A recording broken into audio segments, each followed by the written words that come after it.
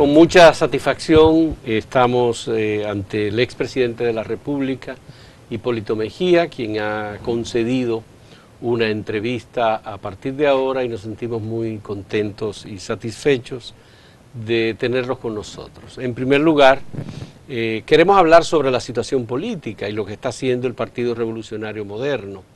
Usted está visitando las diferentes regiones del país. En cada lugar a donde usted va hay manifestaciones muy grandes, pero también hay ideas o expresiones o propuestas. Por ejemplo, una que usted hizo este fin de semana es que habrá un esfuerzo de su parte para unir a los partidos de la oposición, para sacar del poder al Partido de la Liberación Dominicana. ¿Eso es posible, que haya un esfuerzo unitario como lo hacía antes José Francisco Peña Gómez, por ejemplo, el gran líder del antiguo PRD? Mira, en el seno de la sociedad hay grandes y graves problemas. Y la gente considera, dice, instruye, que se ha perdido la capacidad de diálogo en el país. Y de una manera espontánea te dicen a ti, hay que buscar salida para salir de esta gente. Si usted no es capaz de olfatear y de oír y de ver las cosas que se ven, que se analizan, que salen del centro y de los lugares más recónditos de la sociedad, usted está perdido. Y eso se ha dado en muchos lugares. Sé que no es fácil. Hay filosofía, hay tratados de diálogo en el mundo entero. A los dominicanos se nos hace un poco difícil saber dialogar. Pero la crisis hace que la gente entienda que tiene que haber soluciones o consensos o decisiones que favorezcan a las grandes mayorías. Por eso yo dije que estaba abierto a cualquier manifestación de la sociedad. Pero se interpreta que usted va a hacer la gestión, que usted va a hacer una propuesta, que usted va a buscar el diálogo con los demás partidos de oposición. Bueno, de hecho eso ha estado en el medio. Y de hecho, con cierta irregularidad y con cierta informalidad, de hecho los partidos pequeños se han estado reuniendo. Pero ya no solamente a nivel de partidos pequeños, que es bastante difícil también, pero hay que tener la decisión, el coraje y la disposición, que es muy importante, y despojarnos de una desgracia que yo una vez se lo dije a usted, el ego. El ego. Es ego. En la política. ¿Cuánto daño ha hecho el ego? No, en cualquier actividad de la vida. Sí. El ser humano lleva el ego a todos los estratos de la sociedad y se ha convertido en un monstruo. Entonces, yo haré lo que esté a mi alcance. Por ejemplo, yo llevaré esto al seno de nuestro partido, que es una actitud decente, con receptividad, y lógicamente seré un poquito más asequible a los pequeños grupos que yo hasta ahora no he querido meterme mucho, porque bastantes problemas o algunos problemas tenemos nosotros, y primero tengo que dar ejemplo yo en lo mío, para después tener calidad moral para exigir a los demás o recomendarlos. ¿Eso significa que usted está dispuesto a dialogar incluso con aquellos partidos con los que ha tenido diferencias políticas? Sí, sí, porque realmente son parte de la sociedad. Lo que pasa es que es difícil dialogar con gente que no está en capacidad y que la arrogancia ha cubierto todo su cerebro y todos sus bolsillos. Vamos a decirlo así. Pero yo tengo fe en que, por ejemplo, yo acabo de asistir, asistí ayer a una reunión de la comisión revisadora de la ley de partidos políticos. Es la que fue al Congreso, la que fue a la comisión del PRM. Sí. A las 10 de la mañana ayer. Bien. Mira, ¿Qué se acordó me satisfizo ver la aptitud de este muchacho Victoria ayer, que nunca había hablado yo con él. Aristide Victoria. Y de otros dirigentes que fueron ahí junto con la gente nuestra y otros.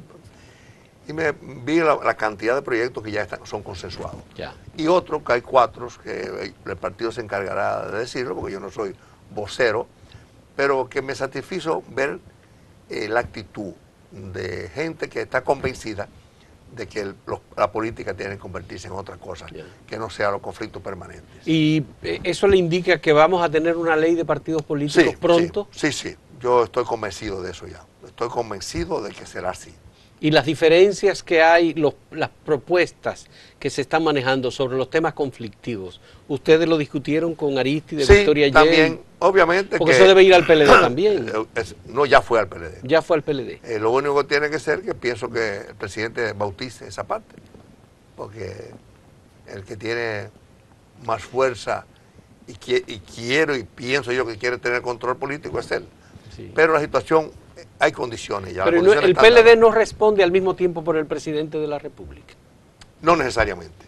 Yo pienso que hay sus problemas entre Danilo y, dicen ellos, ya. Tú puedes creerlo y puedes no creerlo.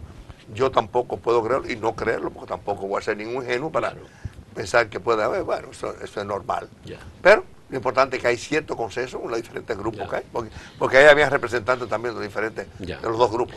Quiero retomar, presidente, el tema del diálogo y la propuesta de unidad que usted de la que nos habló hace un momento. ¿Usted estaría dispuesto a reunirse con Miguel Vargas Maldonado del Partido Revolucionario Dominicano? Sí, con cualquiera. Yo no tengo límite. Yo lo he demostrado. Sí. Yo duré 40 años peleando con Balaguer y después fui un gran amigo. Yo pude dialogar con Balaguer. Lo único que pusimos las reglas muy claras.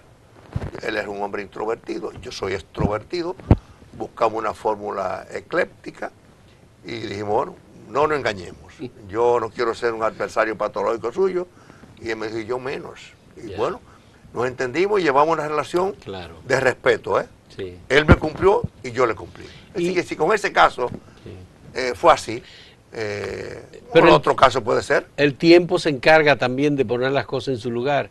Cuando usted evalúa ahora sus relaciones con Joaquín Balaguer, usted le encuentra algo positivo a esa relación, ¿verdad? Sí. No. Yo nací en un ambiente de diálogo. Me crié en un ambiente de diálogo. Y me he desenvuelto en mi familia en un ambiente de diálogo. Yo puedo hablar de diálogo. Sin ser ni una papita, ni un arbitrario. Ya. Pero cualquiera de las dos cosas se pueden paliar en un momento determinado. Ya. Estuve el sábado pasado y vi que usted también estuvo presente en la instalación de los 3 nuevos obispos auxiliares de la Arquidiócesis de Santo Domingo. Usted estuvo acompañado de doña Rosa. ¿Qué le pareció esa manifestación de la Iglesia Católica que ha estado también tan sometida a cuestionamiento por actos o actividades de sacerdotes y problemas de carácter social y que afectan bastante la imagen de la propia Iglesia? ¿Usted Mira, yo nunca he mezclado la actitud de 1, 2, 10 sacerdotes con la Iglesia. Ya. La Iglesia es una entidad muy vieja, de muchos años. Milenaria. Que ha sabido manejar esa cosa. En primer lugar. En segundo lugar, el reconocimiento del Papa al arzobispo Osoria es un reconocimiento de la necesidad de la descentralización en todas las actividades de la vida. Cosa que tiene que aprender aquí la gente del gobierno. Descentralizar. Yo pienso que la Iglesia dio una demostración interesante de descentralización. No todo el mundo, muchos jefes saben y entienden la necesidad de descentralizar. Y yo lo veo como un caso así. En segundo lugar, la Iglesia, como todas las actividades de la vida, está en una etapa de renovación, como estoy yo.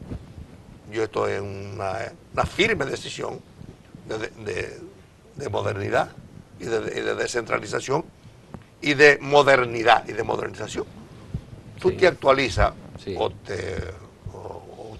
desapareces. Entonces, ¿por qué no tener la inteligencia de adelantarnos los acontecimientos o interpretar el sentimiento de la gente? Para mí eso fue un mensaje muy bueno. Segundo, yo pienso que las actividades de masa son importantes. Y eso no dejó de ser una actividad de masa. También. De llegar al seno de la sociedad. En el centro de convenciones de escarbar esa actitud en muchos casos dormida y en un momento lesionada por actitudes que no le doy una importancia determinante. Porque yo sí sé lo que significa el celibato. Sí. Yo sé lo que es el celibato. A mí me llamó mucho la atención que en la homilía pronunciada por Monseñor Francisco Soria no hubo menciones o aspectos políticos en el discurso. Fue una homilía dirigida fundamentalmente a los feligreses y de compromiso con estos nuevos obispos, del trabajo que tenían que hacer y de ese compromiso que usted menciona de la descentralización. Yo creo que en ese ambiente lo que procedía era hacer eso y decir eso, porque ya ha habido en los últimos tiempos algunos enfrentamientos que pienso yo que no le conviene a nadie, pero mucho menos a la iglesia, que ha sabido manejarse, sin renunciar a las reivindicaciones lógicas de esta sociedad. ¿Cómo le fue a usted ahí en esa actividad? Porque había miles de personas que llenaron el centro de convención. Mira, como tú sabes, yo fui alumno jesuita, interno por 5 años. Y yo ese tipo de actividad me hace recordar, paso una película de mis tiempos mozos de internado y recordarme de la espiritualidad y de reencontrarme con la espiritualidad. Fue un acto largo, pero para mí fue importante porque yo me formé en ese ambiente de formalidad, de cosas así. Así que a mí no me... Sé que para mucha gente que no está acostumbrado a ese tipo de actividad, es como si hubiera una chinche en el asiento, pero para mí fue una actividad importante. Yo tenía compromisos de estar en un lugar a una hora, como tú sabes. A mí me agarró un tapón cuando venía a tu programa, y yo estaba preocupado porque no iba a cumplir con las cosas que hay. Y a mí me molesta eso. A mí me molesta, no me hace sentir bien cuando yo no cumplo con la debida disciplina que yo me he impuesto. Quería saber, usted ha estado recorriendo el país. La gente que usted vio en esa manifestación de la iglesia, gente pobre, de los sectores marginados, gente creyente, con mucha fe en que lo que hacen los políticos tiene que ser para beneficio de todos. Usted en las manifestaciones, el caminar por todo el país, en estos encuentros, los fines de semana principalmente, ha encontrado deseos de cambios, deseos de superación, que la gente se lo diga. Mira, yo conozco el país, sin que sea una inmodestia, sin que sea una arrogancia, yo conozco allá, el fondo, en las entrañas, allá de la geografía nacional, en todos los rincones de la geografía nacional, como dicen los teóricos. Yo tenía prácticamente 2 años que no iba a esos recorridos que yo lo hacía frecuentemente y con mucha regularidad. Yo estoy profundamente preocupado por lo que está pasando en muchos lugares. Profundamente preocupado. Mira, hay provincias que a mí me laceraron mis sentimientos. San Juan de la Maguana, Barahona, San Pedro de Macorís. Cuando usted habla de estas 3 provincias, no es porque esté peor que Elías Piña, ni Independencia, ni Monte Plata, ni El Ceibo, ni Montecristi. No. ¿Qué es lo que usted vio Esas ahí? siempre han tenido ese problema. ¿Por qué le preocupa? Porque eran provincias sumamente importantes. Y te voy a dar 2 datos, nada más, o 3, de 3 provincias. San Juan de la Maguana, se decía que era el granero del sur y del país. El granero en arroz y frijoles. Yo llegué a exportar a Venezuela, cuando yo era secretario de Agricultura, 240.000 quintales a pagar deudas viejas de Leonel Fernández. Y yo llegué a producir 850.000 quintales de frijoles. El año pasado el país importó 1.2 billones de quintales de frijoles. Importó. Es decir, no se está produciendo frijoles en República Dominicana. Problemas patológicos, fitopatológicos, de enfermedades que son controlables en otros países. Igual pasó con el café también. Bueno, date esta estadística. Sí. Yo llegué a exportar 150 millones de dólares cuando era ministro de Agricultura. El año antepasado se importó 100 millones de dólares de café y el año pasado casi 80 millones de café. Problemas El café que estamos consumiendo es café importado desde Costa Rica, Brasil la u otros cosecha, países. Honduras y Vietnam. Esos son dos sectores, dos. Dice, bueno, hay sectores que han sido exitosos, el tabaco, 750 millones de dólares. Hay rubros que están caídos. Pero esos dos tumba las importaciones del país o incentiva las importaciones del país. Eso no quiere decir que no analice, digo, habrá un momento que vamos a analizar todos los rubros, como dicen los técnicos, sí, del consumo nacional. Pero esos son dos mensajes sumamente difíciles en medio de una campaña de Danilo que le llaman las visitas sorpresas, que para él es una estrategia humana o política, pero en el orden de la productividad no es estrategia. Es decir, no incide lo que el presidente está haciendo los fines de semana en la productividad del campo, en términos globales, por supuesto. Los problemas de enfoque en las soluciones de los problemas graves, de la tecnología y de la ciencia, eso no están al día. ¿Qué es lo que hay que hacer entonces en ese sentido? Las estaciones experimentales están cerradas, las respuestas a los problemas básicos de controles sanitarios, fitosanitarios, están en el suelo. Para recuperar la productividad del campo y que haya alimentación para la gente dominicana, para los turistas que vienen y para la exportación. Y plata para dejar de importar. Por eso. ¿Qué es lo que hay que hacer? Hay que cambiar el modelo. Usted tiene que fortalecer las estaciones experimentales. Usted tiene que incentivar a los investigadores, que los hay en el país, del más alto nivel, dedicarle amor y plata a esos sectores, aplicar programas preventivos. Hay que hacer una profilaxis de estas cosas.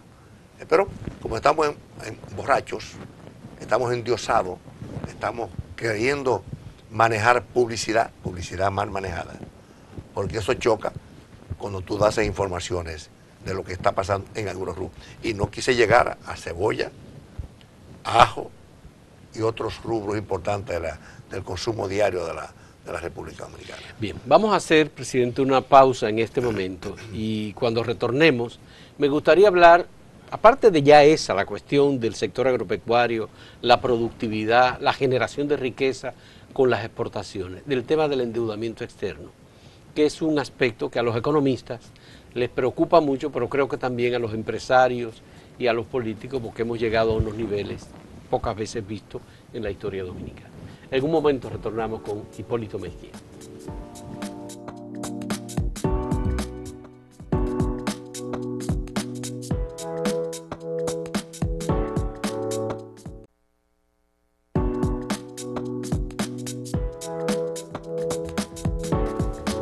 Hay una gran coincidencia en muchos de los críticos del gobierno y los políticos también con respecto al tema del endeudamiento externo. Parece que en la administración del presidente Danilo Medina ha habido una recurrencia más que en cualquier otro gobierno a los préstamos y ahora a la emisión de bonos por parte del Estado Dominicano para poder cumplir compromisos como inversión, por ejemplo, de capital, construcción de carreteras, puentes, proyectos en general, o la construcción de plantas como Punta Catalina, por ejemplo.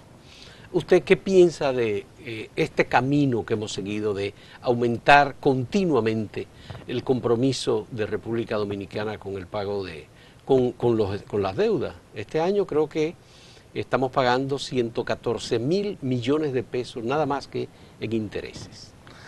Mira, por mi mente pasa cuando veo estas cosas, cuando el doctor Peña Gómez, con su experiencia de Europa y de muchos líderes latinoamericanos, y por qué no mundiales, hablaba del déficit fiscal. Los economistas nuestros, que había una serie de muchachos de mucho nivel, analizaban el tema del déficit fiscal. Y obviamente la herencia del doctor Balaguer, en el que tenía controles absolutos de la economía. Hay quienes digan que manejaba la economía como si fuese la política del diario en los campos y en las ciudades del país.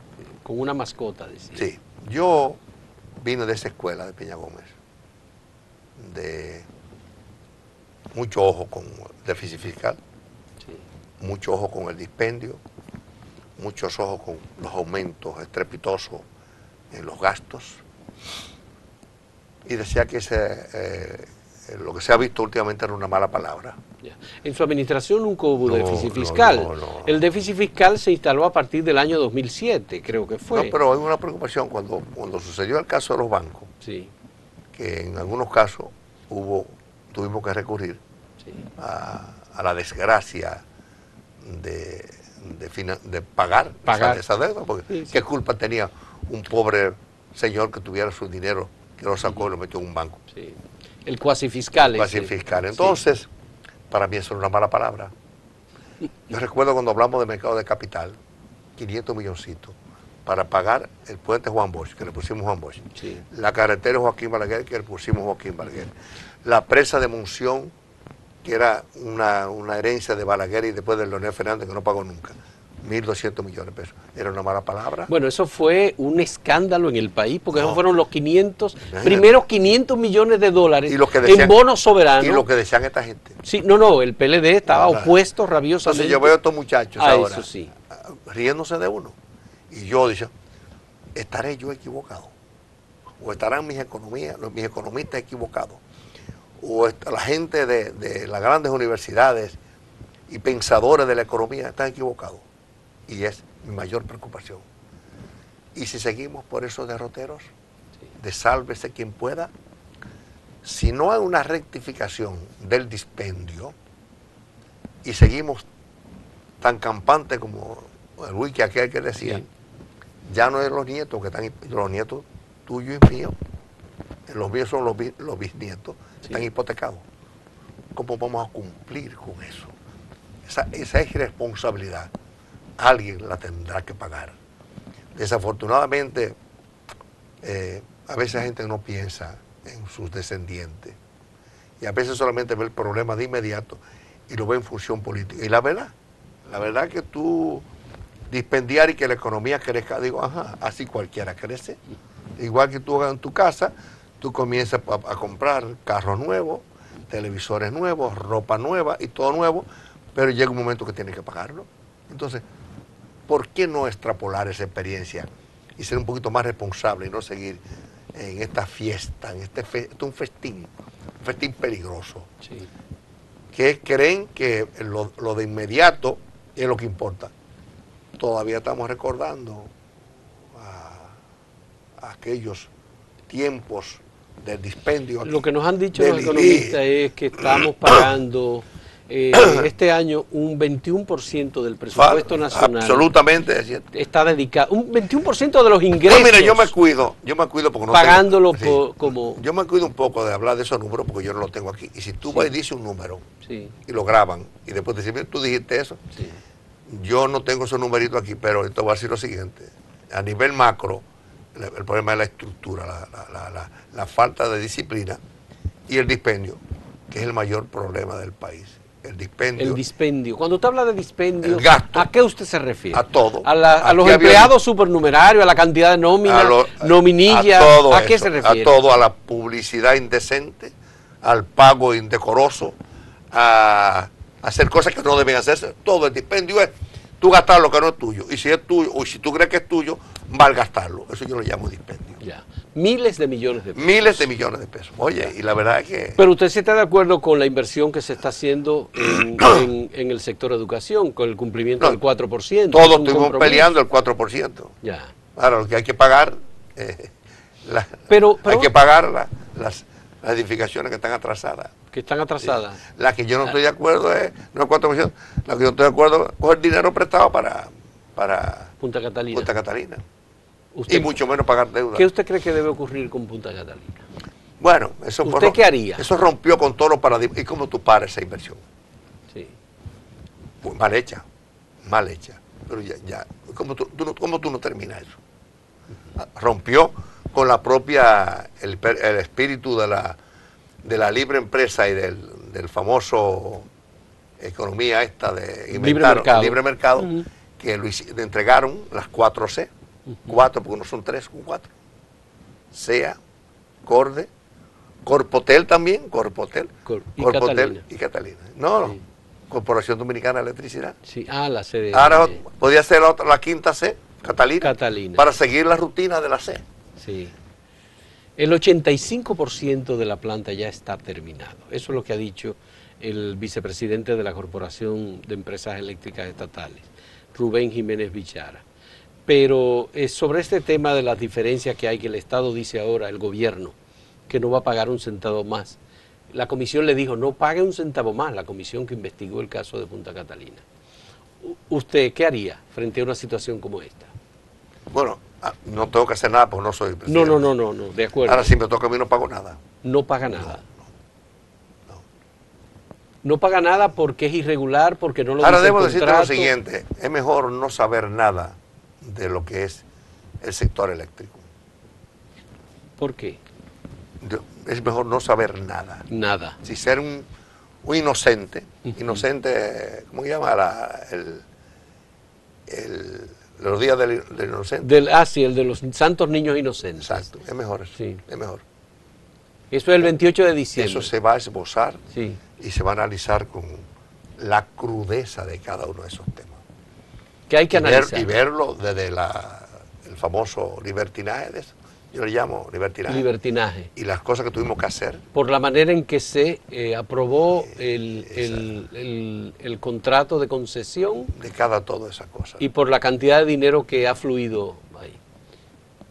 Y la desgracia que significa la luz para el sector empresarial y para nosotros, que tenemos que pagar la más cara del mundo y el petróleo más caro, o uno de los más caros de los países subdesarrollados. Presidente, ¿usted cree que el gobierno del presidente Danilo Medina está reduciendo la pobreza? Es decir, que está haciendo un ejercicio de gobierno para beneficiar a los más pobres y a los más marginados. Mira, yo comencé los planes sociales del gobierno, pero fue producto de un estudio del Banco Interamericano y del Banco Mundial, en que focalizamos los lugares más pobres, sin política. Esa era la política social del gobierno. Pero de ahí en adelante se politizó ese caso. ¿Y en cuánto va? En 1.200.000 personas, que tú dirías qué difícil se hace tocar ese tema porque ya ha llegado a segmentos que no tenía que llegar. 1.200.000 personas salidas de la pobreza. No, que son los famosos bonos. Ah, los bonos, ya. De la pobreza, esos son los que reciben. Yo particularmente no creo en ninguna de esa información, en absoluto. No tengo los datos como deben ser, porque hay personas que manejan bien, fundamentalmente antropólogos, sociólogos y economistas que saben interpretar eso. Ahora, decirme a mí ¿Usted eso... tiene uno entre ellos? Sí, no, Manuel Vargas Payá. No, claro. Ninguno de nosotros maneja las estadísticas, porque las estadísticas tú puedes creerlas y hasta analizarlas si es seria, si tú te llevas la información que dan. Pero la información que usted tiene que analizar es la que dan fundamentalmente los organismos internacionales, la que dan los organismos. Sobre la reducción de pobreza. Me cuido mucho de dudar de las cifras del Banco Central, pero a mí no me luce convertirme en un azote del gobernador o de la política bancaria, porque no me luce como expresidente. Pero oye, creer en esas informaciones. Pero usted, que fue presidente de la República, sabe lo difícil que es reducir la pobreza. Muy difícil. Muy difícil. Muy difícil. ¿Usted cree que ciertamente el gobierno ha sacado a más de 1 millón de personas de la pobreza? Ni 100.000 tampoco. Porque si tú traes a la gente de Elías Piña o de provincias que si hubiésemos puesto a votar a los diputados por la cantidad de personas que hay, se reduciría significativamente en varias provincias. ¿Dónde están esa gente? En los barrios marginados. ¿Qué hacen? Bueno, lo que usted sabe que hay en los barrios. ¿Qué puede pasar? Parte de los grandes problemas de la inseguridad viene de esa información y de lo que nosotros llamamos éxodo rural. El éxodo rural es tremendo. Pero tú puedes llegar a cualquier pueblo del interior del país con la quiebra del café y toda la gente de la loma abandonó su loma. ¿Dónde están? En los barrios donde hay cierto movimiento económico, pero están en los barrios. ¿Qué están haciendo? Porque tú le pones un sueldito y le mandas 5 libras de café o 5 libras de frijoles. Tú lo estás reduciendo la pobreza. O tú, el desayuno escolar, sí, bueno, eso es un avance. Eso sí, porque eso está vinculado a la educación. Y además, para la juventud del país. Además, el pago de solidaridad y esos programas que existen no estimula a la gente a producir, ni a trabajar, ni a tratar de generar riqueza, sino a sentarse para esperar que le den el bonito que le dan a través de la tarjeta solidaridad. Conmigo se daba un caso muy patético. Como yo no me gusta nada de eso, a mí me decían que yo tenía que entender lo que el jefe hacía y lo que Balaguer hacía. Sí. Por eso quería que le dieran Navidad, esos, y tú le dices a la gente, no se haga. Yo decía, no me lo hagan. Y después tuve que ceder. ¿Tuvo que ceder? ¿Por qué? Claro, la Navidad, porque el jefe lo hacía, y todo el mundo lo hacía, tú vas a ser diferente. Entonces tú te encuentras un dilema grave. Y decís, bueno, vamos a hacerlo así, pero otra cosa no. Sí, digo, siendo sincero, y uno teniendo que recibir presiones. Claro. Que no estoy de acuerdo, porque tú vas a resolver el problema a una gente de la cena de Navidad. Ya. También hay que entender que el ciudadano dominicano, sobre todo si vive en la marginalidad y en la pobreza, se ha acostumbrado a que le den. Sí. Y como los gobiernos y los políticos se han acostumbrado a dar, entonces ya es casi obligatorio. A mí me dicen tiñoso. Tú no te das cuenta. Todo el mundo dice, no, pero Hipólito es muy tiñoso. Bueno, pero es que yo tampoco puedo. Primero, no puedo dar lo que no es mío. Ya. Y segundo, tampoco puedo dar lo poco que tengo, porque si me pongo a eso, y además no creo en eso. Ya. No creo. Entonces me dice, es que tú eres muy tiñoso. Bueno, yo recuerdo que hacer campaña con todas las limitaciones, pero es verdad. Recuerdo que fue su gobierno que estableció el bono escolar. Sí. Que es, le entregaban 300 pesos a la madre que tenía un hijo a la escuela y se comprometía a que ese hijo fuera a la escuela. Pero es un plan con el BID y con el Banco Mundial, recomendado por el BID. Y es recomendado por personas nuestras que conocen el sentimiento de ese manejo escléptico a incentivar el estudio, pero no acostumbrar a la gente que no trabaje. Ni siquiera por una razón lógica y humana a esos sectores. Bien, presidente, quisiera entrar en la parte política. ¿Usted confía más en la actual Junta Central Electoral y el actual Tribunal Superior Electoral que en los anteriores? Sí, sí. ¿Por qué? Sin ser ingenuo. Sin ser ingenuo. Digo, todavía, como dicen los galleros, estamos en tope. El tope no es pelea. Yo pienso que hay unos nuevos directores, unos nuevos jefes, si es una palabra, que han demostrado que no son trogloditas. No conozco los nuevos del Tribunal Superior Electoral, pero que lo que había no puede haber nada. ¿Usted no conoce a Román Jaques Lirán? Sí, eso tengo. Él es de la Universidad Católica. Tengo buena referencia de él. Ajá. No sé, pero ahora lo vamos a jugar. Ya tiene la oportunidad de ser jefe, como me decían a mí. Ajá. Tiene que tomar decisiones ahora el tribunal. Exacto. Y no... Santiago Sosa era el presidente de la Junta del Distrito, por ejemplo. Yo creo que uno le da una información de ver. Ahora, ¿qué pasa? Y yo conocí a personas que me decían, yo soy un hombre honesto, yo soy una mujer honesta. Bueno, usted ha manejado nada. No lo sé. Ahora, si usted manejó millones de pesos, millones de poder, y usted no es corrupto, usted tiene sangre de honesto, pero usted no ha sido probado. Vamos a probarlo ahora, lo vamos a ver. Ahora, la vergüenza que yo pasé y los dolores de cabeza con esas dos instituciones no tiene comparación. No podía creer absolutamente nada de lo que decían ni de lo que hacían. La Junta y el Tribunal Superior Electoral. ¿No vamos a esperar? Yo no. Naturalmente uno está muy viejo ya para ser bobo. No, pero vamos a esperar. El presidente de la Junta Central Electoral, Julio César Castaño Guzmán, ha dicho que es necesario parar la actividad política electoral precipitada que se ha desatado si estamos a 2 años y 9 meses de las elecciones presidenciales y 2 años y 7 meses de las elecciones municipales. Como usted ha estado en campaña, se le ha visto como que usted está contradiciendo lo dicho por Julio César Castaño Guzmán, pero yo he visto que usted ha dicho, no, yo estoy de acuerdo. Sí. Entonces, ¿cómo usted justifica la actividad semanal que usted está haciendo? Lo que pasa es que eso es su visión como presidente de la Junta Central Electoral, pero mi visión como partidarista, como miembro de un partido pequeño, que tiene que consolidarse. Nosotros estamos en una etapa de consolidación. No tan pequeño, porque bueno, pero tú en segundo lugar, como decía mi nieto, no se ganan elecciones. Sí. Para tú llegar al 35, al 50, tienes que tener 15%. Sí. Número uno. Número dos, nosotros no tenemos un padrón electoral. Hay que hacerlo el padrón electoral. ¿Y cómo se hace? Incentivando llegando al seno de la sociedad, animando a la gente que se inscriban para hacer una renovación nueva. Si yo estoy pidiendo y estoy cediendo y estoy hablando de modernidad, yo tengo también que ofrecerle a los nuevos votantes, a la juventud y a los nuevos simpatizantes que se inscriban en el partido. Yo no estoy poniendo letreros, ni estoy en reuniones de caminatas en los pueblos. Yo estoy yendo a la dirección partidaria animándola a que se inscriban. Y yo voy a sacar en los próximos días un pequeño anuncito animando a la gente en ese sentido. Ya. Pero no choquen lo más mínimo, lo de la Junta, es verdad. Sí, eso es una actividad del partido, de reorganización del partido, revolucionario moderno. Hay que hacerlo obligado. O lo que eso lo está haciendo usted, lo está haciendo Luis, y lo están haciendo los demás dirigentes. No, porque espérate, oye, el que no lo hace en el seno de la dirección partidaria no va a tener posiciones, porque tienen que elegir y ser elegidos, pero tienen que hacerlo abajo ellos están haciendo su campaña. Y además, por ejemplo, yo estuve en Salcedo ahí, antes de ayer.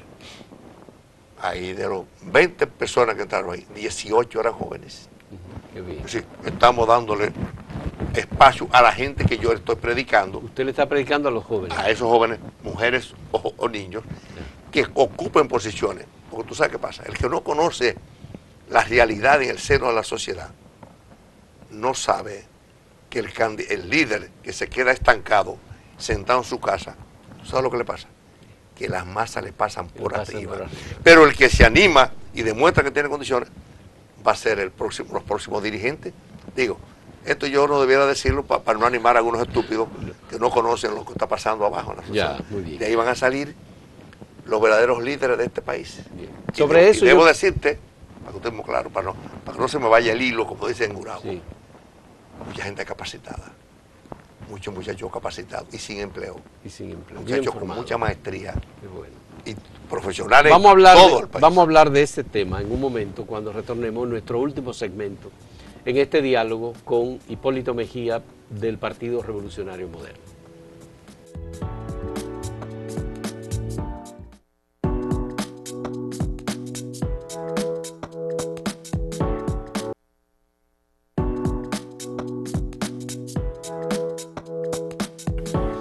Presidente, usted ha dicho y reiterado que está dedicado a promover la participación de los jóvenes, a defender la presencia de los jóvenes en la política, la sangre nueva.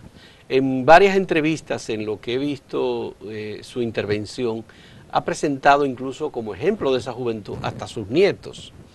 Y me gustaría saber el motivo por el cual usted está descubriendo en los jóvenes ese potencial y esa capacidad, cuando se sabe que los jóvenes a veces están pensando como en otra cosa. No es así.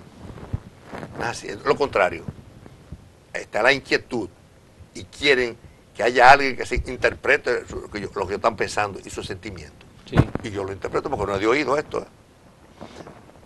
A mí no me luce mucho y puede entenderse que es demagógico. No, el 65% de la población dominicana, de acuerdo a nuestras estadísticas, es menos de 35 años. Sí. Entonces tú, independientemente, como decía Peña, lo mejor de lo viejo y lo mejor de lo nuevo, usted aporte la experiencia. Yo diría, como decía mi abuela, la experiencia es madre de la sabiduría. Sí. Pero no sea egoísta y no piense que en ese entorno, porque estamos de paso ya, lo que vienen son eso. Y hay que entrenarlos, y hay que formarlos, y hay que abrir las puertas y las ventanas. Y yo estoy preparado para eso. Y lo estoy haciendo porque creo en eso. Esa juventud ya está capacitada. Pero concomitantemente con eso estamos dando los cursos de capacitación y entrenamiento. Y la práctica política te dice a ti, te complementa la teoría. Sí. Oye, la teoría es muy bonita, pero la práctica que tú ves la realidad y tú conoces lo que está pasando en el seno de la sociedad. Y yo repito, en el seno de la sociedad, donde hay desesperanza, donde hay marginalidad, donde hay pobreza, donde hay de todo. Y eso no puede seguir. Y eso tú tienes que conocerlo para hacer compromisos. Sí. Bueno, ustedes tienen jóvenes como Paliza, José Ignacio Paliza, Farideh Raful, Wellington Arnaud. Pero esos son jovencitos, jóvenes que están en la política. Son jóvenes burgueses. Sí. Lo que yo te estoy hablando son jóvenes que van en otra etapa de formación. Y esos son jóvenes consolidados, con maestría y probada experiencia. Eso, y mi hija Carolina, y Juan, y Orlando. ¿Y el hecho de que usted aspire en este momento no le quita una oportunidad a esos jóvenes? No, porque ellos tienen que esperar. Oye, a ellos nadie les prohíbe que sean candidatos. ¿Quién les prohíbe? Claro. Ellos pueden ser candidatos. ¿Quién les prohíbe que se lancen a la Por calle? ejemplo, ¿usted no se imagina un candidato del PRM joven, con 40 años? Por ponerlo así, porque la Constitución dice que puede ser candidato a aquellos que tienen más de 35 años. Creo que son 35 años. La edad mínima aceptable. Yo creo que para ahora no, pero para los próximos 4 años sí. Porque tiene que ir al seno de la sociedad, una sociedad y un partido democrático. Porque ahora se va a dar lo que no se dio nunca, democracia. Ahí no habrá imposiciones y que porque yo hice un acuerdo contigo y que tú ganaste y te quité. No, eso se acabó. Eso se acabó en el PRM. Usted sabe que Emmanuel Macron tenía 39 años el año pasado, cuando fue electo presidente de Francia. Quizá le falta un poco de experiencia a Macron. Ya. Quizá por eso haya bajado. Bajó, al más ha bajo, bajado bastante. en la historia de Francia. Tiene mucho Es el problema. más bajo que tiene después del propio presidente nuestro. Sí, sí, sí, de holandés. Eso. Además, un hombre valiente ese. Un hombre que se casa con una señora que le lleva 25 años. Oye, es un hombre valiente, pero Sí. la experiencia es madre de la sabiduría. Métase en la cabeza. Ya. Pero yo no descarto eso, pero tiene que ir, como dicen los gringos, step by Paso step. a paso. Y de hecho, hay diputados, Paliza es senador. Paliza es senador, Ahora es muy tiene- joven. Creo que es el más joven de los senadores, Sí, sí, cómo no. José Ignacio Paliza. Claro. Y Farideh Raful, Y que todavía, también es muy claro, joven claro, también. claro. Ya. Pero Esa- además, déjame decirte una cosa, porque tú estés claro. Ajá, No es que tú quieras ser ganador, es que tú prediques con el ejemplo ya, y que tú hagas el trabajo. sí, Porque nosotros van a llevarlo, y no es aquí que se hace la campaña, ¿no? sí, En el seno de la sociedad. sí, Si fuera así, Freddy Veragoy que hubiera sido presidente, sí. o algunos dirigentes de izquierda que iban todos los días a programas de televisión. No, no. Hay gente de ustedes que se creen eso, pero están equivocados. En este país, si tú no haces contacto con la base, no te conocen. A mí un día me dice una señora en Mella, de allá de Duvergé, de Independencia, y usted es Hipólito Mejía. Pues yo creo que usted era Prieto. Digo, no, yo no soy, yo soy menos Prieto que Peña, pero soy, en la época mía de café con leche. De café con leche, Ella sí. creía que yo era un moreno, Sí. pero cuando le di la mano, dice, ay, pero es verdad que es blanco. Entonces, a mí me demostró que tú tienes que llegar allá para que la gente te vea. Mientras la gente no te hace así, o te toca, Incluso no lo cree. todavía hay personas que, habiendo hecho muchos años de campaña electoral, son conocidos probablemente por el 90 o el 85% de la población, pero hay un 10, un 15% que no los conoce. No, A los no, candidatos un día conocidos. no, un día no. La gran desventaja que Si tienen, si van a una provincia que no es la de ellos, casi nadie lo conoce. la gran desventaja que Y si tiene, se hace un tinte menos. Y si se cambia la cara, como a veces se hacen unos que se hacen un Photoshop, una cosa menos. Y Ya. hay gente que le pasa eso. Ya. Especialmente con los tintes. así, con los tintes. Se dan unos tintes que no lo conoce nadie. Sí, sí. Sí. Entonces, como la gran desventaja que tienen algunos líderes políticos es que no son conocidos. No son conocidos. Y aunque lancen una candidatura presidencial, no llegan a la población. Además, me dice lo siguiente a ti para que tú estés claro. Sí.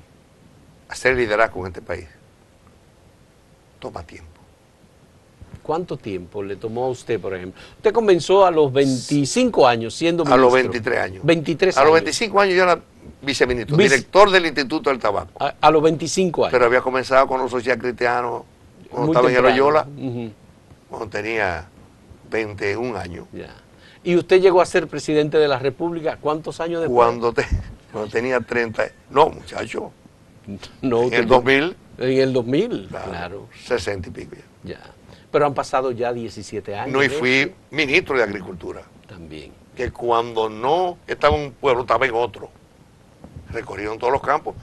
Y conectando a Inespre, que era el brazo armado de la alimentación, cosa que desapareció del escenario nacional, produciendo para que los agricultores ya llegaran aquí a los suplidores con una doble función: bajar el costo al consumidor y ganar plata en el campo dominicano. Pero ese Eso no se conocimiento entiende. y esa simpatía no se consigue desde la capital, No. dando clases en la no. universidad o teorizando. No, nada, en Ya. absoluto. Es más, dicen, ese es un teórico, como lo decía yo también. Sí. Pero, Como le digo a mucha gente todavía. Pero Leonel Fernández pudo ser presidente de la Ese fue República llama- y era un teórico. Ese señor fue la chepa del siglo. Convergencia entre Balaguer y Bosch, que no se da jamás en este país. Que dos viejos zorros le agreguen su liderazgo a un pichón iluso, teórico, para evitar que José Francisco Peña Gómez ganara las elecciones. Entonces no fue una situación igual, fue una situación producto de una coyuntura. Oye la palabra esta, dos palabras básicas para mí, coyuntura y ego. Eso no es fácil que se dé.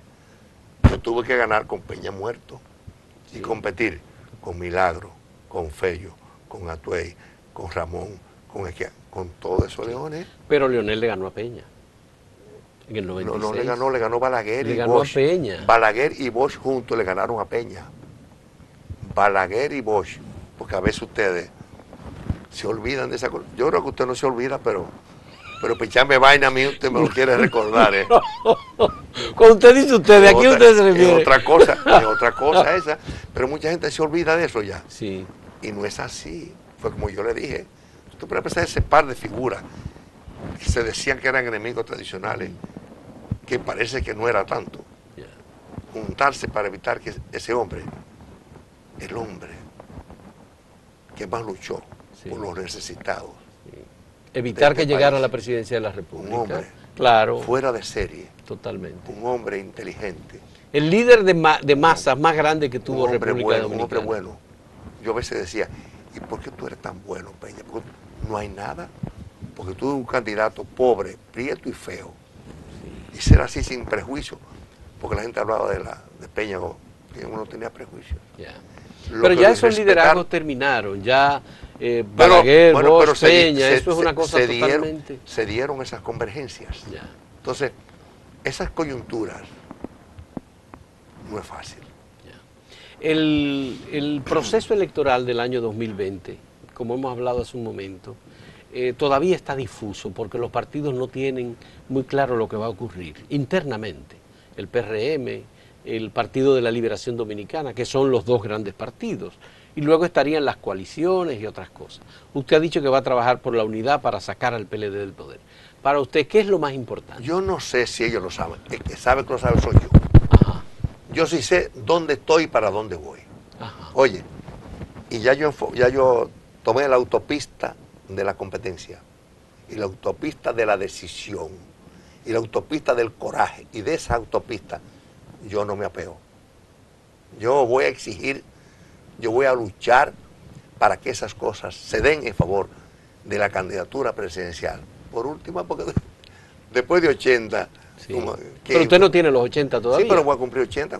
Bueno, Sí. ya lo va a cumplir. Ya yo me voy adelantado un poco al proceso. Ya, pero eso se hará manteniendo la unidad del PRM. Cuando yo fui candidato vicepresidencial, en la segunda vez, Sí. yo había ganado la segunda vez para ser candidato vicepresidencial con Peña. Sí. Peña ya un poco enfermo. Peña me pidió la candidatura de Fernando Álvarez, Sí. que no tenía que hacerlo, porque me decía, yo se lo hicieron a Fernando y decimos que sí.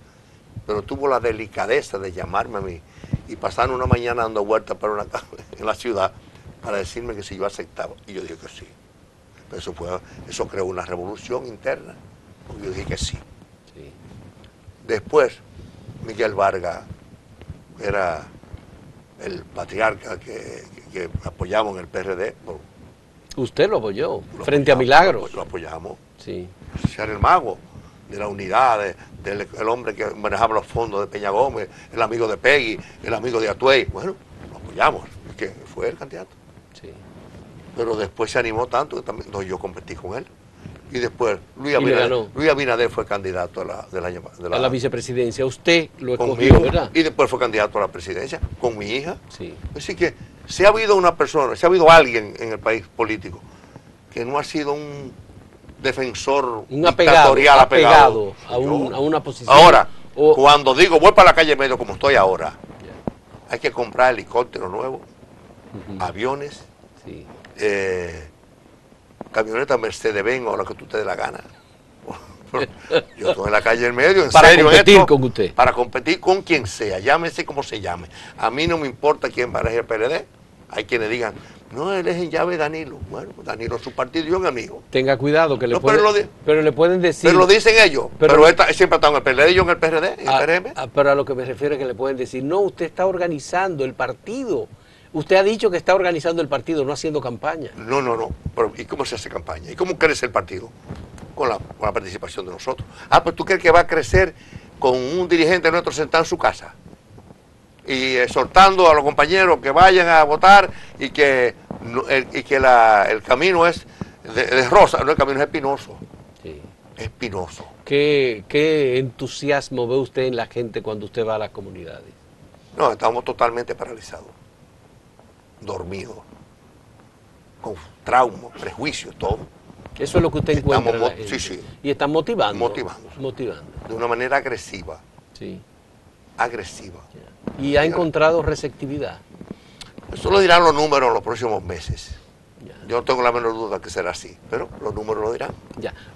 Una pregunta. Hay un grupo de personas que antes fueron diputados, dirigentes del PRD, que se quedaron con Miguel Vargas, que ahora están haciendo el paso hacia el PRM.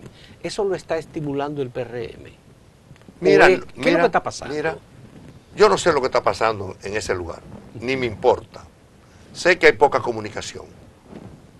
Y además viene una decadencia progresiva de 47% bajando, y el año pasado llegaron a 5%. Al 5%.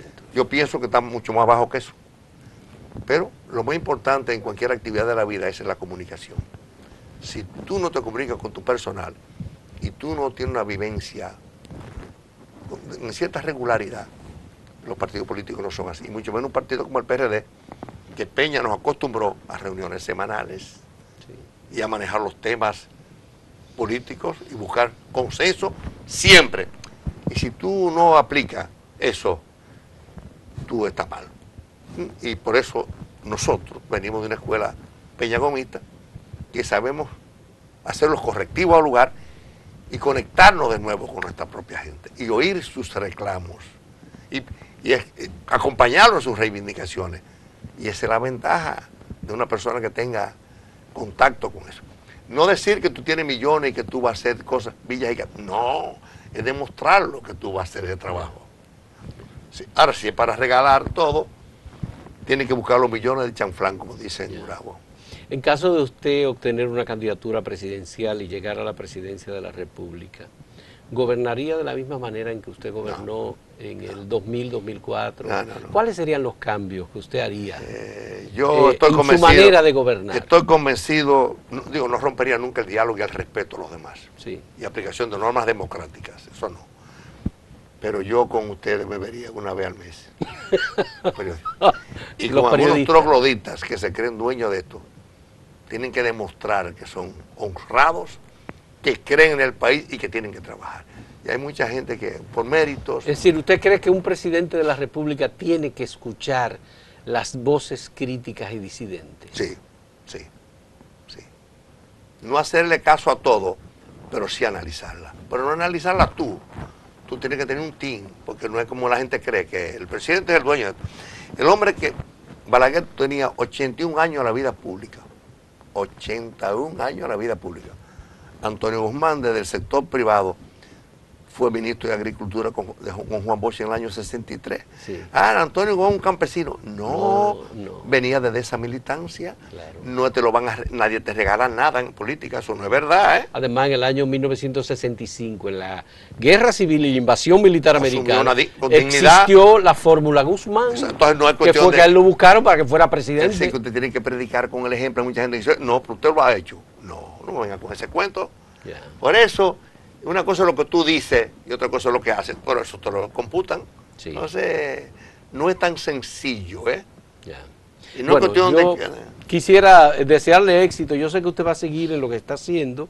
Espero que tenga éxito y que pueda lograr esa alianza que usted dice que va a lograr o que estará tratando de lograr. dialogando con todo el mundo, ¿verdad? Sí. Eso es lo que necesita y la política. Respetando la dignidad de los demás. De los demás. De hombre y mujer. Respetando su dignidad. Bueno. Y sabiendo que en el seno, en la estructura de la sociedad, existen los hombres y mujeres que son capaces de poner su experiencia al servicio del país. Qué bueno. Muchas gracias, presidente Hipólito Mejía, muchas gracias. Y gracias a ustedes por la compañía a partir de ahora, con el expresidente de la República, Hipólito Mejía, del Partido Revolucionario Moderno. Hemos escuchado su punto de vista, su criterio, ampliamente expresado y extensamente expresado en este diálogo. Muchas gracias, presidente. Gracias, Pedro. Bien. Hasta luego. Vaya.